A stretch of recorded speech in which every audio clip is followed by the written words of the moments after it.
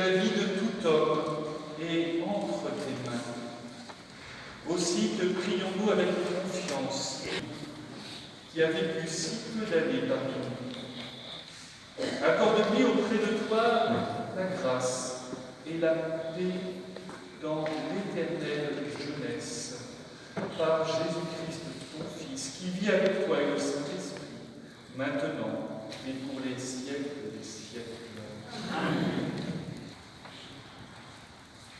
Je donne la parole maintenant au monsieur le pasteur Guigui. Comme a dit le Père Dominique, si nous sommes rassemblés, c'est parce que Dieu a rappelé tes dits. Bien-aimés, nous savons que nous sommes passés de la mort à la vie, parce que nous aimons nos frères. Celui qui n'aime pas demeure pas de la mort. Voici comment nous avons reconnu l'amour. Lui, Jésus, a donné sa vie pour nous. Nous aussi, nous devons donner notre vie pour nos frères. Celui qui a de quoi vivre en ce monde, s'il voit son frère dans le besoin sans faire preuve de compassion, comment l'amour de Dieu pourrait-il demeurer en lui? Petit enfant, n'aimons pas en parole, ni par des discours, mais par des actes et en vérité. Voilà comment nous reconnaîtrons que nous appartenons à la vérité et devant Dieu nous apaisera notre cœur. Car si notre cœur nous accuse, Dieu est plus grand que notre cœur et il connaît toutes choses. C'est la parole de l'Éternel. C'est vrai qu'aujourd'hui cette question existe encore. Nous nous posons la question, pourquoi la mort? Et où est la place de Dieu?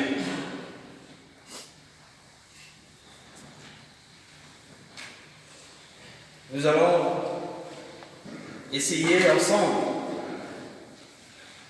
d'aborder ces sujets. Peut-être que chacun aura une réponse par rapport à cette question. Nous pourrions aussi nous poser la question, est-ce que nous pourrions échapper de la mort? Mais à ma connaissance, je dirais non. Parce que tous ceux qui sont nés d'Adam et Ève sont obligés de passer par la mort. Bien que la Bible nous dit, le jour de l'enlèvement, au son de la trompette d'un archange, les morts en Christ ressusciteront en premier. Mais ceux qui seront vivants seront changés en un corps incorruptible. Ce qui veut dire, ces corps ne peuvent pas hériter le royaume. Donc ils vont vivre la mort d'un instant. Ils vont passer d'un corps corruptible à un corps incorruptible. Ce qui veut dire qu'on soit païen, chrétien ou autre, nous allons tous passer par la mort. Alors d'où vient la mort? Et nous allons essayer de comprendre cela ensemble. La mort n'est que la conséquence du péché d'Adam et Ève. C'est donc nous pouvons appeler le péché fondamental. À cause d'Adam et Ève, la mort est entrée dans le monde. Par la désobéissance d'Adam et Ève, la mort nous frappe aujourd'hui. Parce que la Bible dit, dans Romains chapitre 3, le verset 23, tous ont péché ils étaient privés de la gloire de Dieu. Et ce qu'il faut savoir, une chose, nous pouvons nous questionner aujourd'hui, mais il y a une chose dont Ésaïe chapitre 55, le verset 11 nous dit, « Ainsi en est-il de ma parole, qui sort de ma bouche, elle ne retourne point à moi sans effet, sans avoir exécuté ma volonté et accompli mes desseins. » La parole de Dieu ne revient pas à Dieu sans pour autant accomplir c'est à quoi Dieu a envoyé la parole.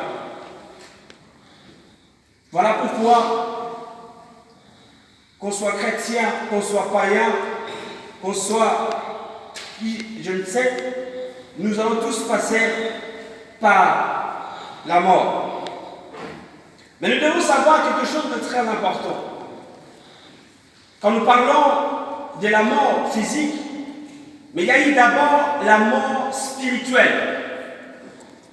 Donc peut-être que certains parmi nous font partie dans cette mort.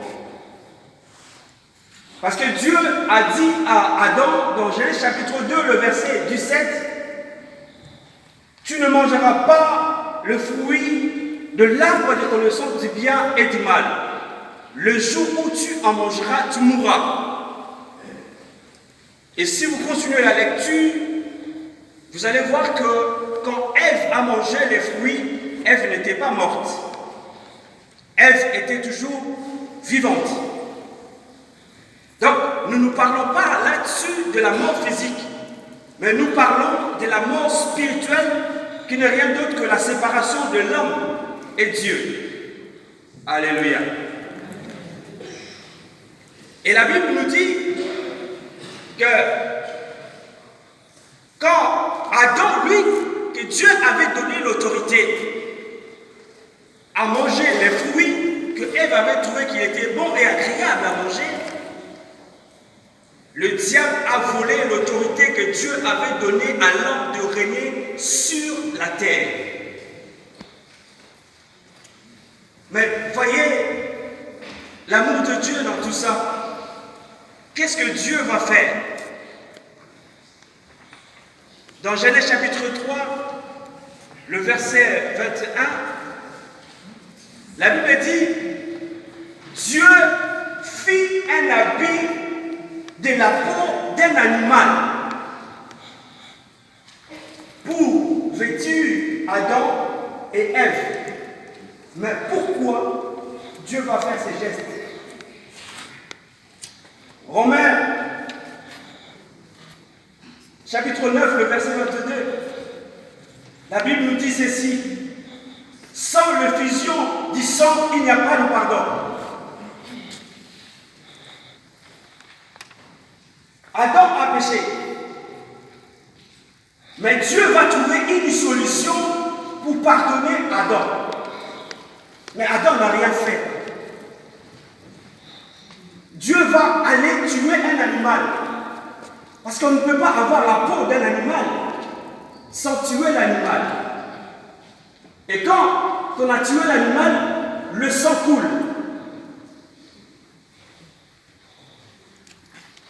Et l'animal qui était innocent, en tuant l'animal, l'animal est devenu coupable à la place d'Adam. Et Adam est devenu pardonné.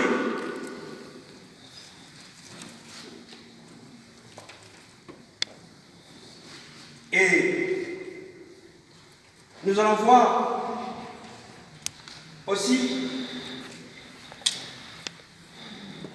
Dieu, il va pardonner Adam sans que Adam ne puisse faire quelque chose. Parce que Dieu ne voulait pas tuer Adam, parce que Adam est le projet de Dieu. Tel qu'aujourd'hui, nous sommes le projet de Dieu. Si Dieu tuait Adam, les projets de Dieu allaient être à terre. Et Dieu va trouver une solution pour réparer le mal que l'homme a fait. Et Jean chapitre 3, le verset 16, nous dit ceci, car Dieu étant aimé les mondes, il a donné son Fils unique, afin que quiconque croit en lui ne périsse pas, mais qu'il ait la vie éternelle. Ce n'est pas parce que tu n'es pas croyant, ce n'est pas parce que tu n'es pas chrétien que Dieu ne t'aime pas. Dieu t'aime, mon frère, ma soeur. C'est pour cela qu'il a envoyé son Fils. Et Jean va confirmer cela. Voici l'agneau de Dieu qui ôte le péché du monde. Dans Jean chapitre 1, le verset 29. Pour Adam, Dieu a tué un animal. Il faut qu'il y ait le sang pour pardonner le péché d'Adam. Mais pour nous, Dieu va envoyer son Fils comme un animal pour nous pardonner de nos péchés. On va l'appeler l'agneau. Jésus-Christ de Nazareth, l'agneau de Dieu qui ôte le péché du monde. Jésus-Christ va mourir à la croix pour nous sauver. Et nous voyons la mort spirituelle a amené la mort physique. Parce que Dieu dit, tu es poussière et tu retourneras à la poussière. Dieu est intègre. Et l'intégrité de Dieu fait que ce qu'il dit, c'est ce qu'il fait. Ce qu'il fait, c'est ce qu'il a dit. Il ne change pas. Comme Dieu a déjà dit.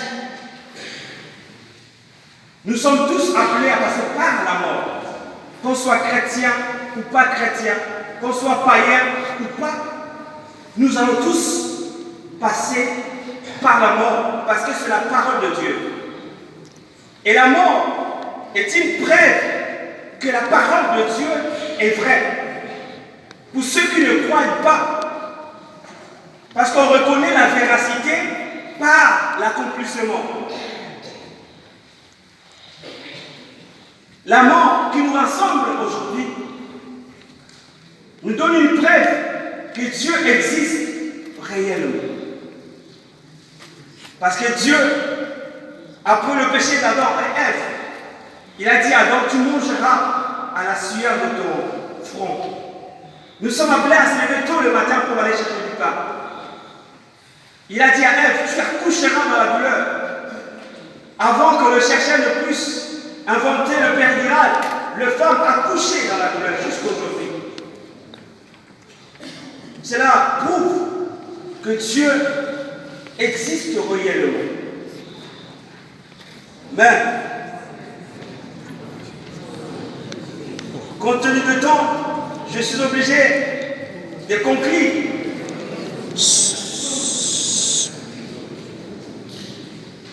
Le temps nous fait défaut, c'est tout à fait normal, parce qu'il y a des choses à faire après. Donc nous allons faire une conclusion. Apocalypse, chapitre 19, le verset 20. Donc après la mort physique, nous avons la mort éternelle. Ou Apocalypse, chapitre 19, le verset 20, il dit ceci, et la bête fut prise, et avec elle le faux prophète, qui avait fait devant elle le prodige sur lequel il avait séduit ceux qui avaient pris la marque de la bête et adoré son image. Ils furent tous déjetés vivants dans les temps ardents de feu et de soufre. Mon frère, ma soeur, nous pouvons éviter la mort éternelle. Parce qu'après la mort physique, si nous n'acceptons pas Jésus comme Seigneur et Sauveur dans nos vies, nous serons jugés et nous serons jetés à l'étang de feu. Mais étant vivants, nous avons encore le temps de prendre une décision. C'est la parole de Dieu.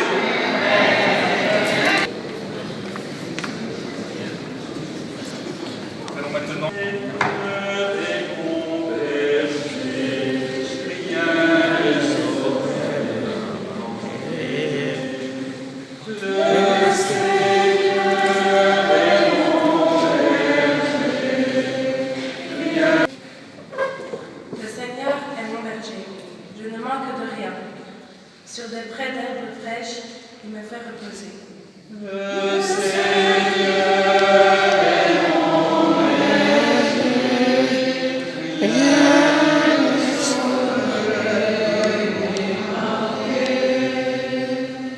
Il me mène vers les eaux tranquilles, il me fait revivre.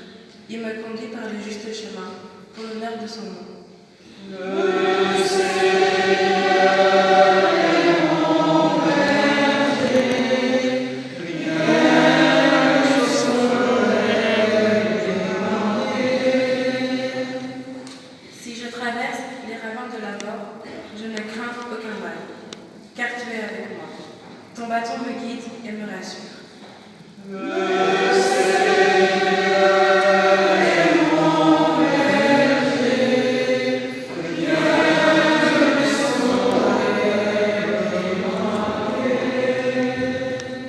Tu prépares la table pour moi, devant mes ennemis.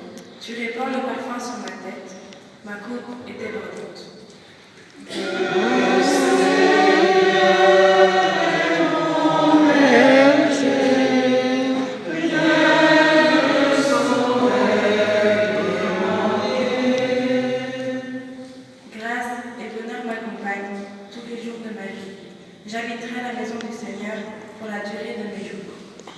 Le Seigneur est mon berger, rien ne saurait manquer. Je vous invite à vous mettre debout pour chanter l'Alléluia. Alléluia, Alléluia, Alléluia, Alléluia,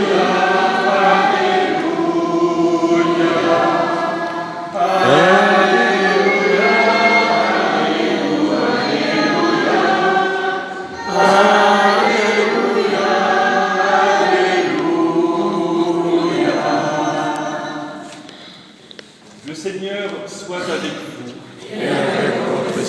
Évangile de Jésus-Christ selon saint Luc.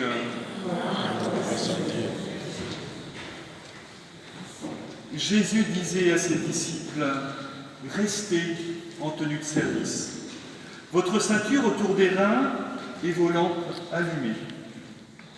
Soyez comme des gens qui attendent leur maître à son retour des noces pour lui ouvrir dès qu'il arrivera et frappera à la porte. Heureux ces serviteurs que le maître, à son arrivée, trouvera en train de veiller. Amen, je vous le dis. C'est lui qui, la ceinture autour des reins, les fera prendre place à table et passera pour les servir.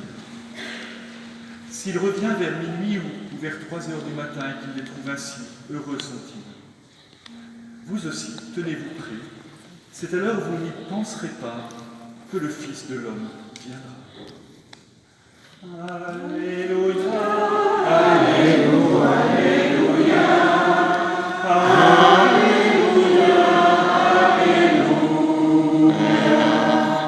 Alléluia, Alléluia,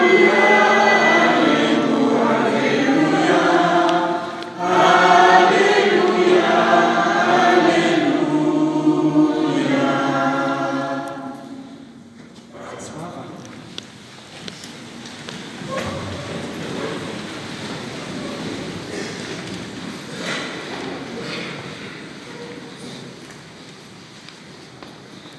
Frères et sœurs, je crois dans le Dieu de la vie, le Dieu des vivants, et non celui des morts, celui qui nous a créés pour la vie et non pas pour la mort.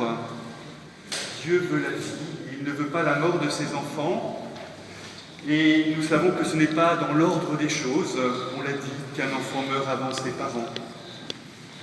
Et nous savons que c'est une blessure qui ne s'efface jamais, que de perdre ainsi celui qu'on a mis au monde.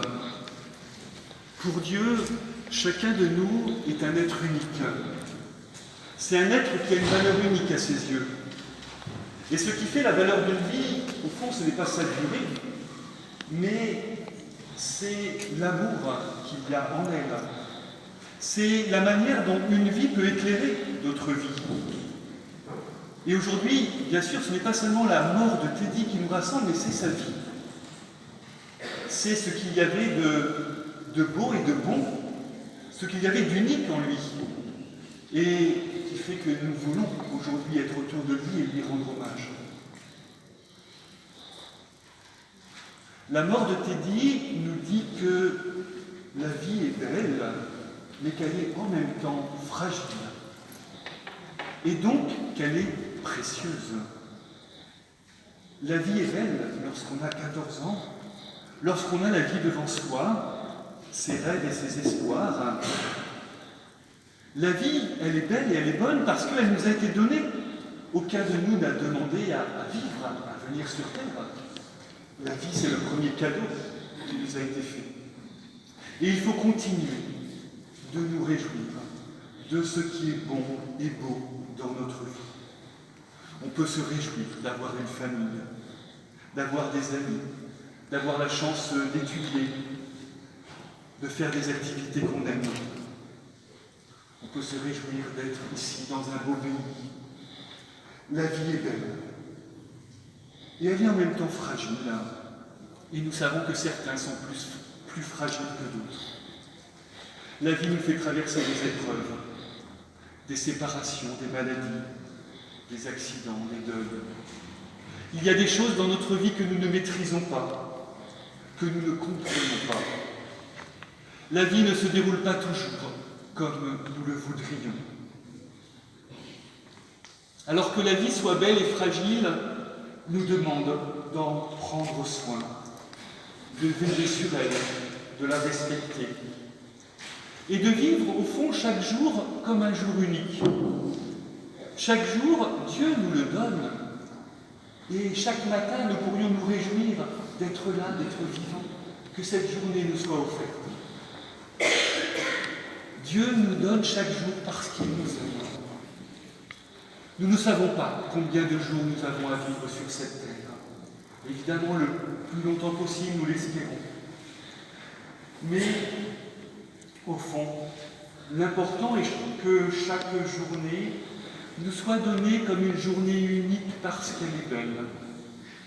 Et pour qu'il y ait en elle de l'amour, de l'affection, de l'amitié, pour qu'il y ait du rire ou des pleurs partagées, pour qu'il y ait dans chaque journée des joies, des rencontres, des projets.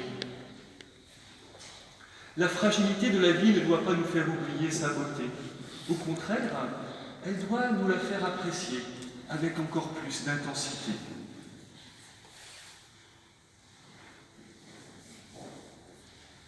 Lorsque nous entendons dans l'Évangile « Restez en tenue de service et gardez vos lampes allumées », Jésus nous indique que chaque jour, nous pouvons choisir de vivre non seulement pour nous, mais pour les autres, de servir, de donner, de partager, d'être attentifs aux autres.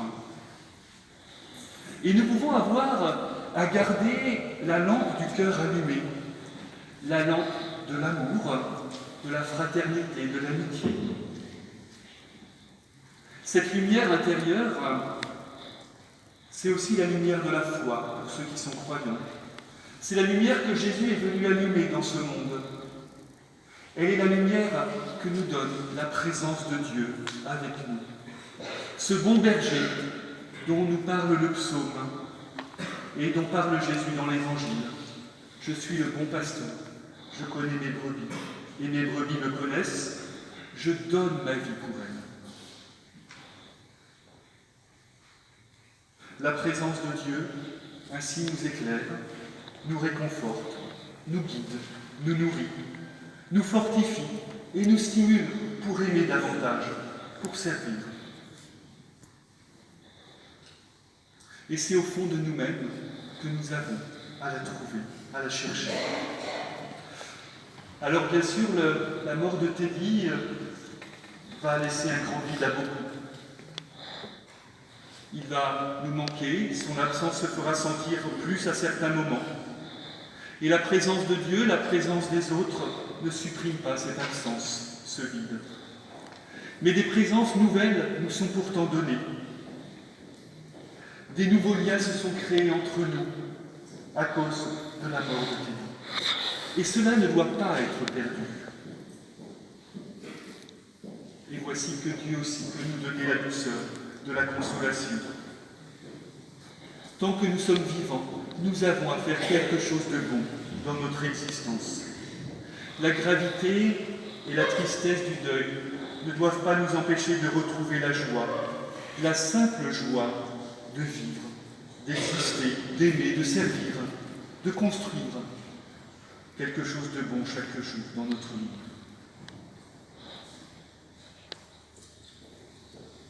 Je voudrais terminer avec ce poème de Mère Teresa de Calcutta, qui toute sa vie s'est dévouée au service des plus pauvres d'entre les pauvres, de ceux qui étaient abandonnés par la vie. Et elle y avait trouvé son bonheur et le sens de son existence. Elle disait à propos de la vie est une chance, saisis-la. La vie est beauté, admire-la. La vie est un rêve faisant une réalité. La vie est un défi, fais-lui face. La vie est un jeu, joue-le. La vie est précieuse, prends-en soin. La vie est amour, jouissant. La vie est un mystère, perce-le. La vie est promesse, remplis-la. La vie est tristesse, surmonte-la. La vie est un combat, accepte-le. La vie est une aventure, ose-la. La vie est la vie, défends-la. Écoute nos prières.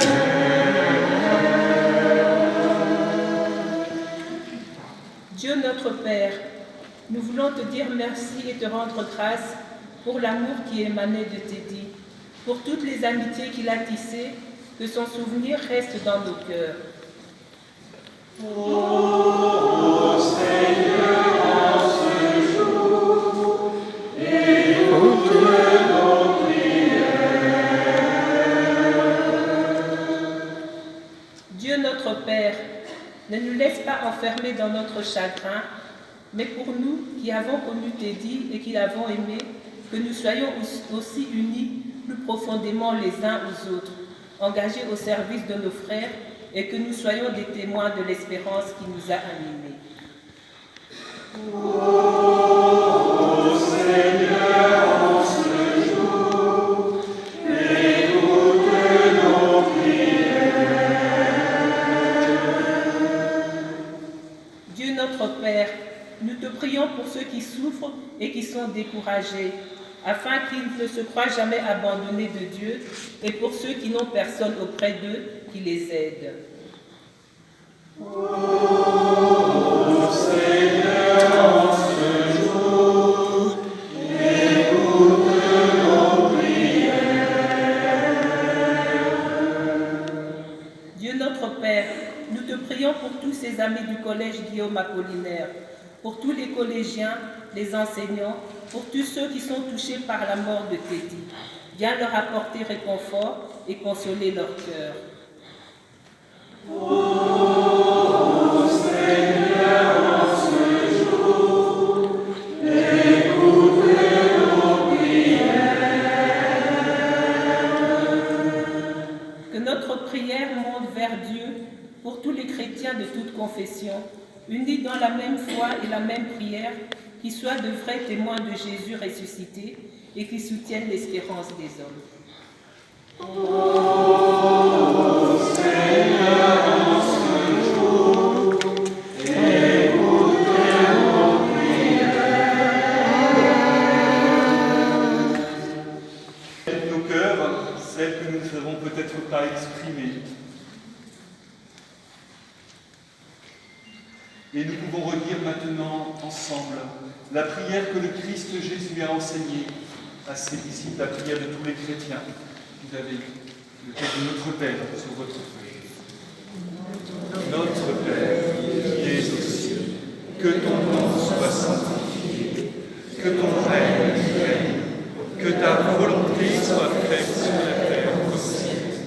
Donne-nous aujourd'hui notre pain de ce jour.